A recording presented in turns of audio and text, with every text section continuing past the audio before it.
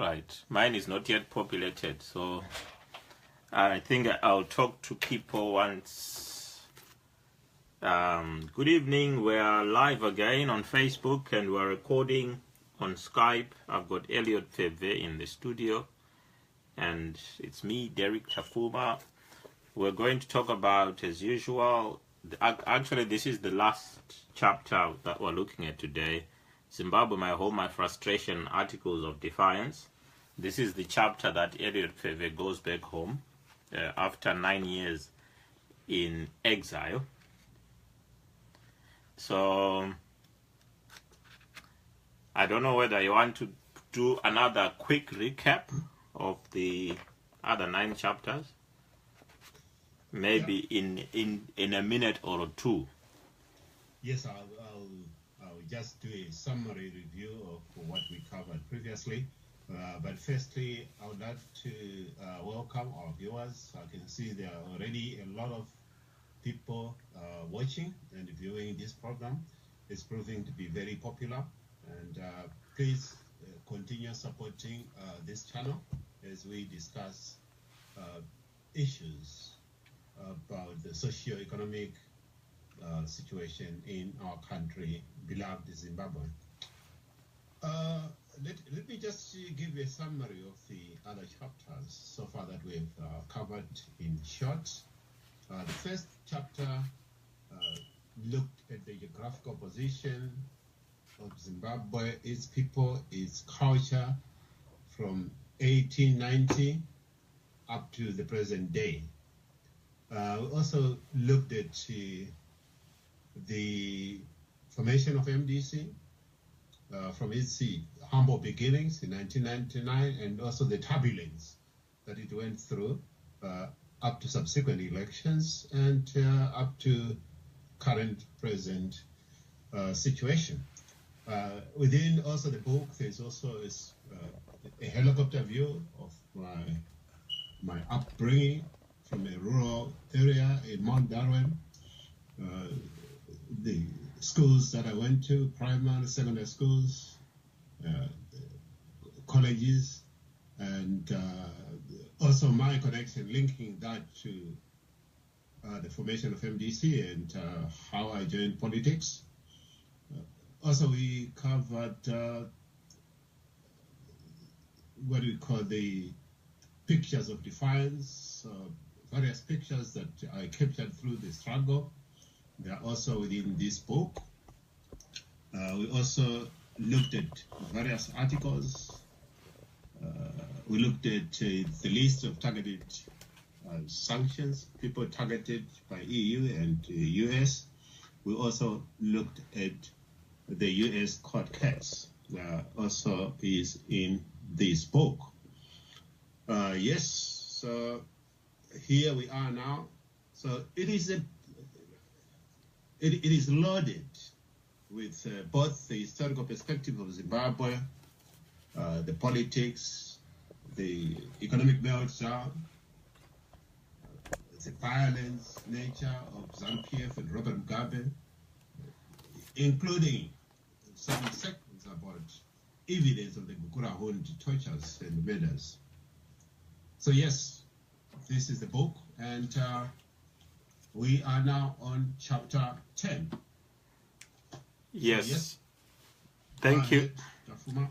Thank you. I just want to acknowledge Worship is watching now. They join me. I'm sure more people will be joining us very soon. So in chapter 10 is the last stand of defiance in the book. And this is the time when you return home after 9 years in exile. Indeed. Where were you for 9 years? 9 years I was in UK. 2011, after 9 years, I decided to go back to Zimbabwe. And why did you decide to go back? I would say it was a calling for duty, calling by my own people. So eventually, after 9 years, yes, I was going through various programs in education, and I decided that this was the time to go back to Zimbabwe. reconnect with the roots, reconnect with the people of Zimbabwe and those of my support base.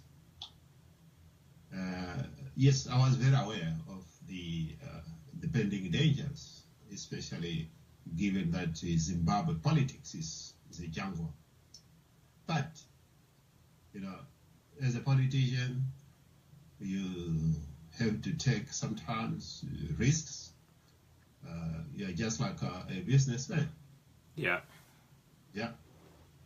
So what was it like when you got to Harare? It was a roller coaster of shock. Shock, I would say. I didn't. You can imagine after 9 years, you are sort of a bit, you feel disconnected, out of touch. Yes, but I was not very much sure of what awaited me in Zimbabwe. But when I arrived, everything has changed. I mean, if you look at it, this was after the economic meltdown of 2008, 2009, where the inflation reached 500 billion%. So this was during the GNU? Yes, so this was during the Government of National Unity. Things have sort of stabilized a bit, but by no means normal. Of course, I was also surprised that people have normalized the abnormal. And I think this is the current situation in Zimbabwe, which is still worrying. Because those people who survived the turbulence of the 2008-2009, they do a compare and comparison with the current situation, and some people think this is actually an unacceptable norm, whereas it's not. I mean, Zimbabweans deserve a better life, they deserve a better government, and they deserve better prosperity. So when I arrived in Zimbabwe, right from the airport, I noticed a vast difference. Things have changed. You would expect that after 9 years, you know, humanity has evolved, the economy has evolved positively, and the government is actually embraced globalization, and people have acquired prosperity. It was far away from that. The poverty was entrenched. Wherever I looked, there were signs of, you know, Zimbabwe resembled a country emerging from a devastating war. The roads were in state of disrepair. You look at the buildings, everything. Talking about the buildings, did you see pictures of the Nando's building which collapsed in Bulawayo, I think yesterday? No, I didn't see it. I missed that. Okay. I don't know whether it was the cyclone. What's the name of that cyclone which is sweeping across from Mozambique? Which is bringing torrential rain. Yeah. It could have been that, but at the same time, it could be those buildings have been standing for a long time, and if the roads have not been repaired, I don't expect even the buildings are being maintained to the right standards. So it could be a case that, you know, the building is now beginning to succumb to old age. So yes, I mean, when I arrived in Zimbabwe, my first port of call was to the Harvest House at the MDC headquarters. I needed to catch up with both politics and also to see fellow members of the party. Had a tour of various offices of the party, and I think you might have also noticed that in chapter 10, I also alluded to the fact that I was given a surprise certificate of achievement. Yes, it's There's a picture of it in the book. Indeed, yeah. Yeah. So, actually, they kept it secret. Little did I know that I was awarded a certificate of founding and pioneering leadership within an MDC. Okay. So, it came as a surprise. Actually, I was not even given the same day. The next day, that's when the organizing department approached me to say, there is the award. Yeah, and they said, are you aware that you were awarded a certificate whilst you were out of the country? And I said, what certificate is that? I said, I'll come to the office and then, we can talk. And then when I arrived at the offices, they presented me with an already signed certificate of achievement, signed by the President Morgan Tsvangirai. Yeah. Again, I was not the only person who was given the certificate of funding of MDC. There were a few people who were given, and that was during the celebration, MDC anniversary. Okay. Yes, I feel very humbled that I was given an award by my party that I cherish dearly, but it shows also that MDC as a part of excellence recognizes the contributions of its members. Okay. You've also got a picture of a 20 billion Zimbabwe note. It's on the same page with the award. Was this your first time to see this currency? Indeed, I've seen it, on newspapers, but this was my first time to lay hands on a 20 billion note. Actually, later on, I laid hands on a 1 trillion note. and then a bearer note printed one side because we ran out of ink to print the other side. Okay. So yes, it was. That was actually was shocking. What shocked me most was that after such a decapitating economic meltdown, after such a failure by ZANU-PF and Robert Mugabe, still Mugabe wanted to be the president of the country. To do what? I mean, he has been in power today for the past 37 years. And if he is to start campaigning as a candidate for 2018, what is he trying to, what is he going to promise the people? Okay, I think I'm going to ask you that question. Let's wrap this up now. Okay. So, I mean, we've come to the end. This is chapter 10, the end of this book. It's available on Amazon. It's got the ISB number there. If you check on Elliot Ferver's, if you just search for Elliot Ferver on Amazon, it should be able to come up, and you can buy a copy. Some people have already bought copies. I mean, based on these videos, we've already sent some books for people to read.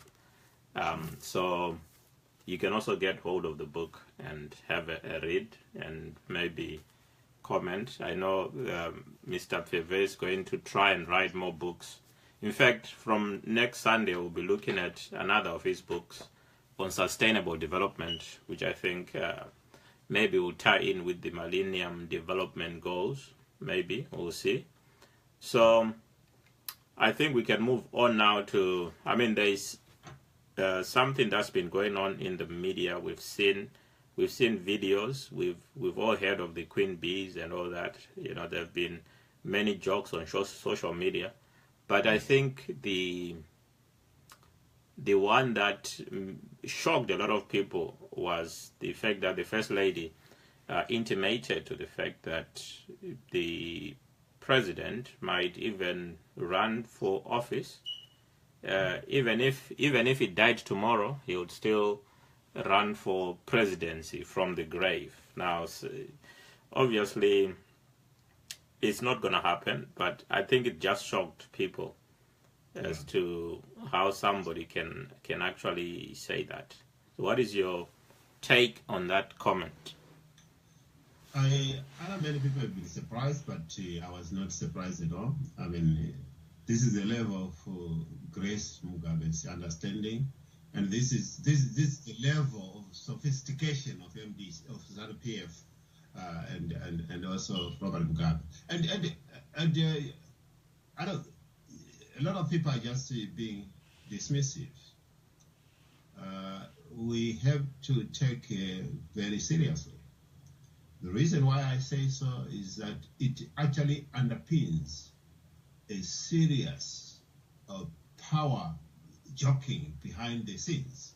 She probably was trying to preempt something that we are not aware of. Yeah. And I think from what he was saying, I would sense that we are in for a very, very, very surprise, in the sense that there's rigging, entrenched rigging behind the scenes, and I will not be surprised that come 2018, Mugabe might decide to do it as the former Gambian president, whereby even after losing, he will use the army to refuse to go. And I can see that by the 2018, I don't see Mugabe will be in his state of mind, both physically and emotionally. He is likely to be either bedridden or to be behind the scenes, to withdraw totally from the public. And I see Grace trying to sort of strategizing herself, abusing the old man for her own selfish end, and trying to take advantage of the jockeying of power and the implosion within ZANU-PF between Mnangagwa and the G40. And I think quite a lot will happen between now and 2018, which is going to shock Zimbabweans. And we seem to, ZANU-PF has been, checking us for granted for a long time. And I think we Zimbabweans are also our worst enemies. We have, to some extent, accepted the abnormal, and we shouldn't do that. We should actually fight this regime at all costs. I think one of the things that people talk about a lot, especially after the election has been done and the winners declared, people talk about rigging of the election or on election day, the counting and all that. But obviously there is rigging, and I want you to explain this. There is rigging even now as we speak. We suspect that rigging might already be taking place, and that's almost more than a year away from the actual election. What sort of things have you noticed that would, and I'm thinking now of the First Lady giving computers at a school. We don't know where those computers came from. We also saw another MP promising people rice and giving them at a rally. Rice. It was even on the poster. So what sort of things should people be looking at when they are trying to see how this rigging is taking place? I think there are two issues there. The first issue, maybe let us analyze the ZEC at the moment. Yeah. It has been publicized all over that Zimbabwe is going the biometric way of voter registration. And I think a lot of Zimbabweans embrace that as being a definitive. Can you quickly explain what biometric means to those who are not aware? Yes.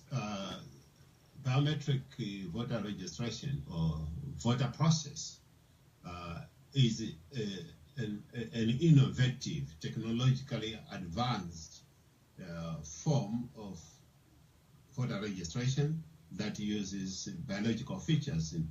Here, I mean, using the fingerprinting, eye scanning, or it might be even voice recognition in terms of registration. Or facial recognition.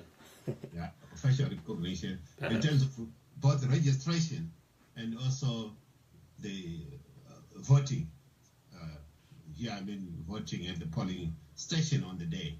But however, we know that from the Zimbabwean perspective, we were told that the biometric is going to be implemented only for voter registration to eliminate the dead bodies who have been on the register, some of them since 1980, and also sort of minimizing the duplication of names, which is ZANU-PF would be using. Yeah, some people have been joking that the First Lady is today talking about a dead president participating in elections, but we know that dead people have been voting for a very long time.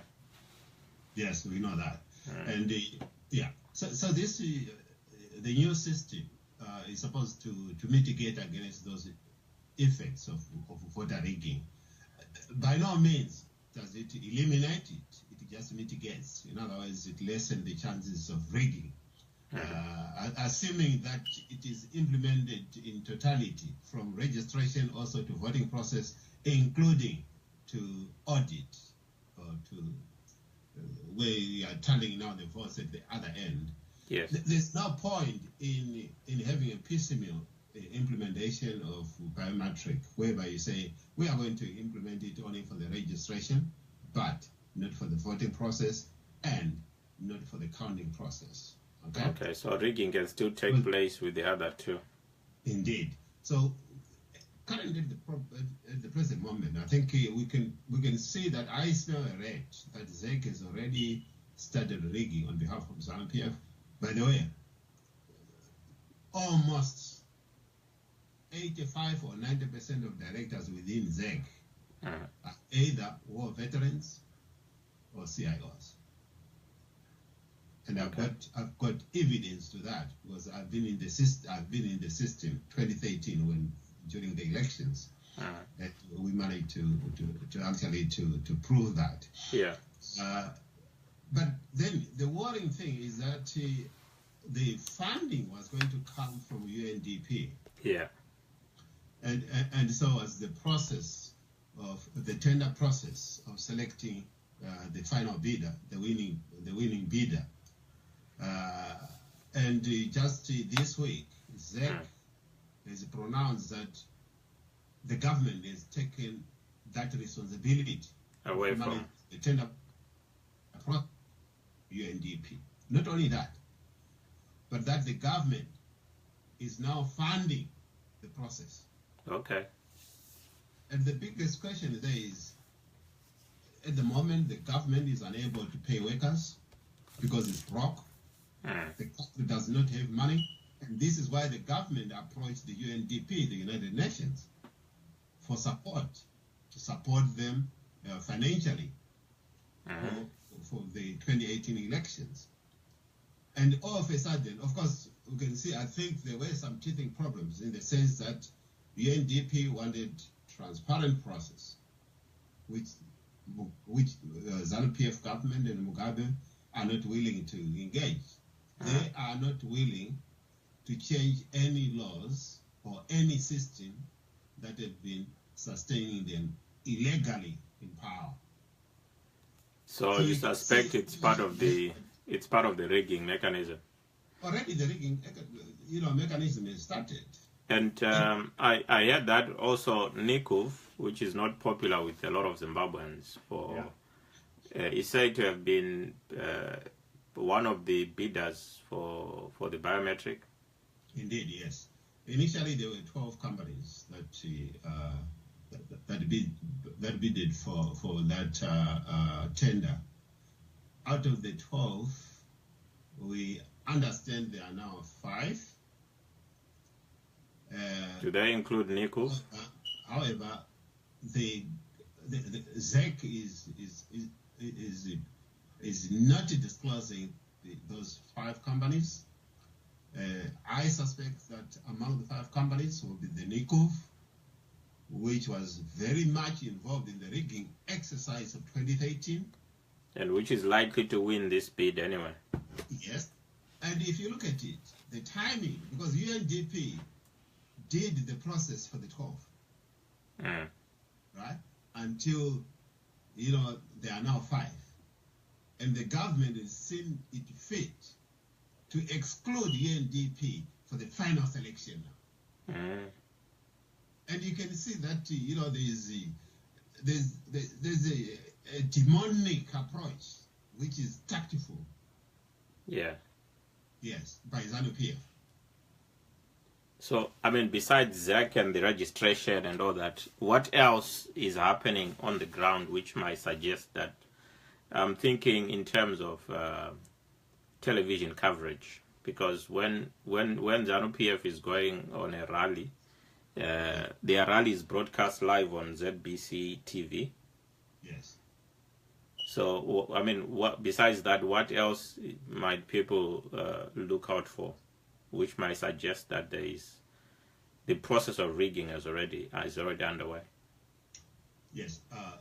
We knew very well that this vote buying through, corruption, diverting state resources would still continue. So we've seen with the Grace, we've seen with also psychology Mazivisa in Highfields. Some of the stuff which is being handed out to villagers is said to have been impounded at the border post.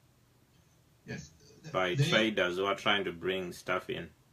Indeed. They will always be a way in which they will loot the coffers of the state or dispossess the citizens and then divert those resources for rigging elections. So people must also take audit of all that as we go towards 2018. And it's going to escalate. Yeah. The problem that ZANU-PF has is it cannot go out there with a policy that they can sell to the people of Zimbabwe, right? Which they haven't implemented for the past 37 years. Yeah. They can't promise anything. They can't promise land because they've taken the land, and that land is unproductive. Yeah. Promise, economic prosperity for the past 37 years. They've been on the controls. If they wanted to empower people, they would have done that. Correct. They can't. They can't promise infrastructure to say, they will build roads, they will equip schools and hospitals. They've been in power for the 37 years.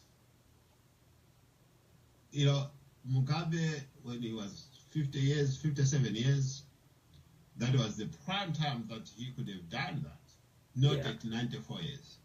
Okay. So yes, they are totally, ideologically bankrupt to such an extent that the only way out is either to bribe, vote buying, and I can see violence coming in. Because this is why you find in 2006, they also decided, the Politburo decided to bring in the training of the militias. Yeah. And the timing is ripe to unleash violence to innocent civilians. Especially, I see the rural areas being a bloodbath by ZANU-PF. Okay, how about the introduction of the board notes? Do you think some people suspect that it's a way to try and sweep the actual US dollar currency out of circulation and then use that in order to prepare for the rigging of elections in 2018? Do you think those are credible? That's a credible suspicion. Very much so. But before I comment, are you able to add the Sally? Okay, is she available now?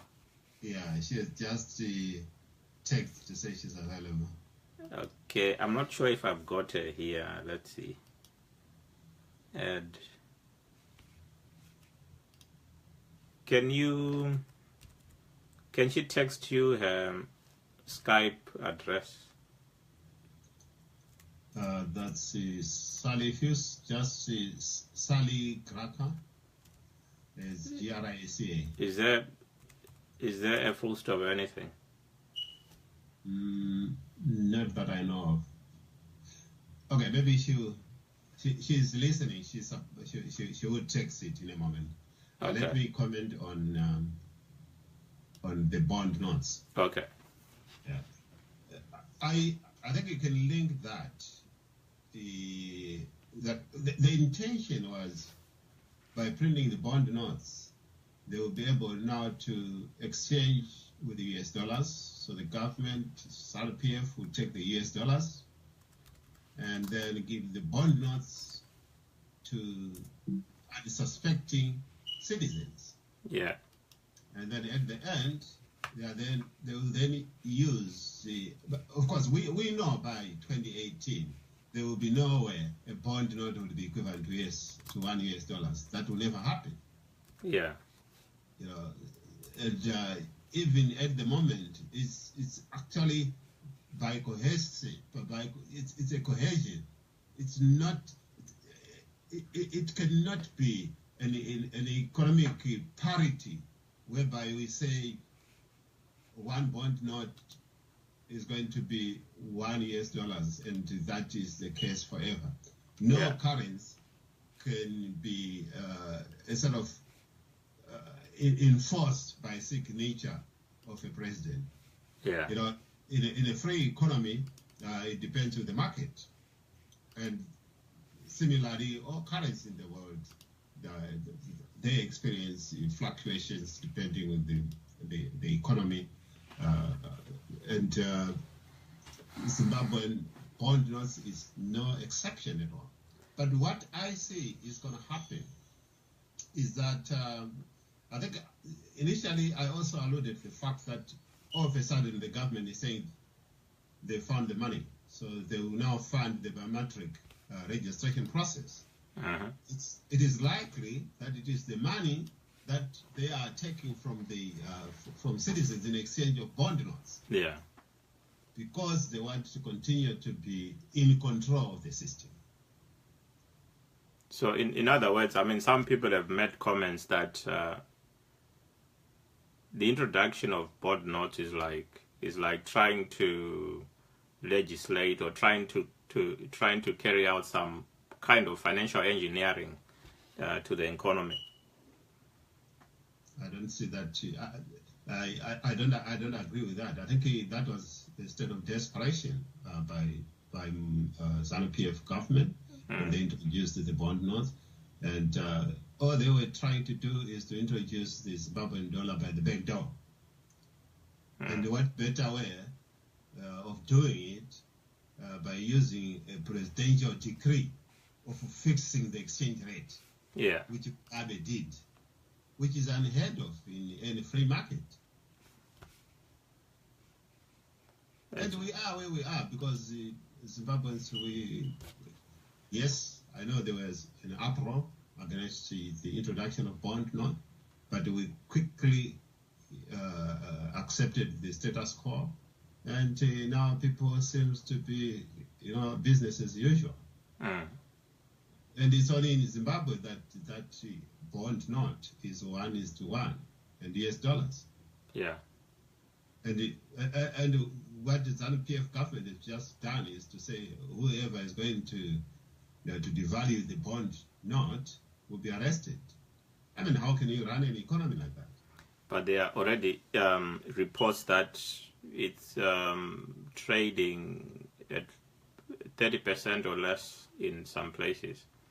That you can't. There's already a parallel market with the bond notes and the US dollars. It's always the case because I mean there's fiscal policy and then there is monetary policy. The monetary policy is supposed to be the duty, the responsibility of the Reserve Bank. We know that's not the case in Zimbabwe. ZANU-PF, Robert Mugabe is both the captain of fiscal policy and monetary policy, which is a confusion, and which is not, as far as I can see, this is a bubble awaiting to burst. It's an economic bubble awaiting to burst, and the day that it will burst, that will be the end of a Zimbabwean economy by any measure. It has never happened in such, that the president can fix an exchange rate. It has never happened that a government, instead of printing a national currency, decided to print a bond note, an IOU note. A financial instrument. Yes, I mean, there was no need to it. They would have brought in the Zimbabwean dollar if they wanted to, in a way. In a slow measure, they would have either introduced the $10 and $20, those early currencies of Zimbabwe. Yeah. And then gradually introduce more notes as we go along. But just a departure from the national currency totally and introducing, a temporal measure, because they said it's a temporal measure. How do you introduce a temporal currency and then gazette it to be a national currency? It doesn't work. And not only that, gazette it to fix that it is one. It shall be 1:1 with the US dollars. But here we are, and this is the current situation in Zimbabwe, and the Zimbabweans we seem to have accepted. It is a shame that we could go to such length to accept the abnormal. Okay, I think we can end it here for now. And then next week, obviously, we're going to carry on with a different book.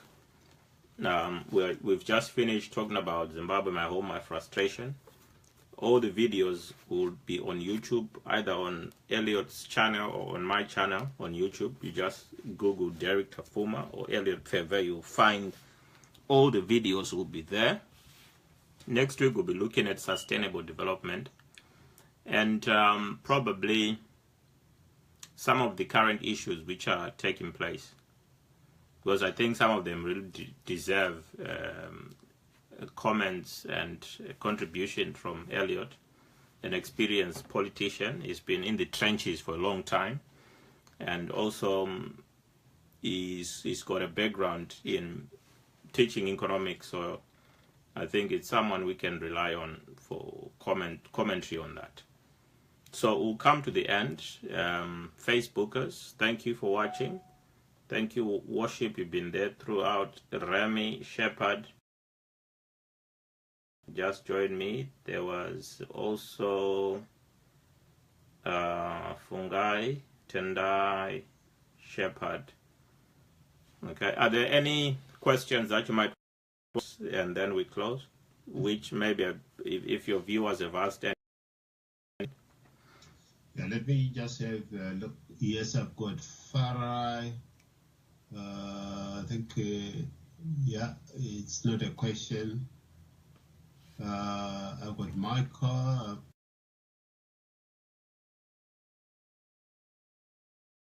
got Brighton. Thank you all, guys. Those who have been viewing, and keep supporting us. I think we can call it a day, and we meet again next Sunday time.